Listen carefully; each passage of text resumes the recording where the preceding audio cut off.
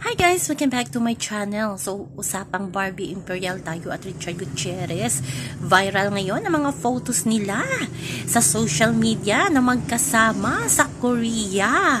Ayan, makikita natin dyan na talagang hindi maipagkakaila na may relasyon itong dalawa kasi sobrang sweet at dalawa lang sila.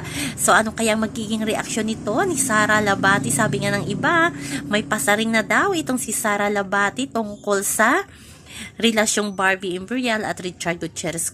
Kung maalala natin na parang ongoing ata ang annulment ng dalawa. So, abangan na lang natin kung totoo nga ba or aamin kaya si Barbie Imperial na siyang pinalit ni Richard Gutierrez kay Sara Labati. O, diba? Kaabang-abang yan. So, yan lamang po guys ang ating update. Sa ngayon, hanggang sa muli. Bye-bye!